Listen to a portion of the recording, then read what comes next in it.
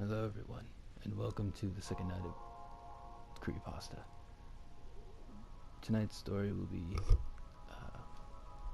Where Bad Kids Go. I hope you enjoy. I must have been 6 or 7 when I lived in Lebanon. The country was ravaged by war at the time, and murders were common and frequent.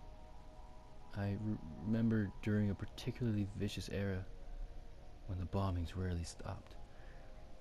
I would stay at home sitting in front of my television watching a very, very strange show. It was a kids show that lasted about 30 minutes and contained strange and sinister images. To this day, I believe it was a thinly veiled attempt on the part of the media to use scare tactics to keep kids in place. Because of the moral of every episode revolved around very uptight ideologies. Stuff like, bad kids stay up late, bad kids have their hands under the covers when they sleep, and bad kids steal food from the fridge at night. It was very weird, and in Arabic too to top it off. I didn't understand much of it, but for the most part, the images were very graphic and comprehensive. The thing that stuck with me the most, however, was the closing scene. It remained much the same in every episode. The camera would zoom in on an old, rusted, closed door. As it got closer to the door, strange and sometimes even agonizing screams would become more audible. It was extremely frightening, especially for children's programming. Then, text would appear on the screen in Arabic reading, "That's where bad kids go." Eventually, both of the images and the sound would fade out, and that would be the end of the episode. About 15 or 16 years later, I became a journalistic photographer.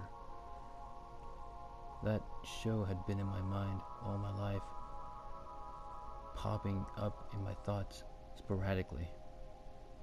Eventually, I had enough and decided to do some research. I finally managed to uncover the location of the studio where much of this channel's programming had been recorded. Upon further research and eventually traveling on site, I found out it was now desolate and had been abandoned after the big war ended. I entered the building with my camera. It was burnt out from the inside. Either a fire had broken out or someone had wanted to incinerate all of the wooden furniture. After a few hours of cautiously making my way into the studio and snapping pictures, I found an isolated, way out of the way room. After having to break through a few old locks and managing to break the heavy door open, I remained frozen in the doorway for several long minutes. Traces of blood, feces, and tiny bone fragments lay scattered across the floor. It was a small room, an extremely morbid scene. What truly frightened me, though,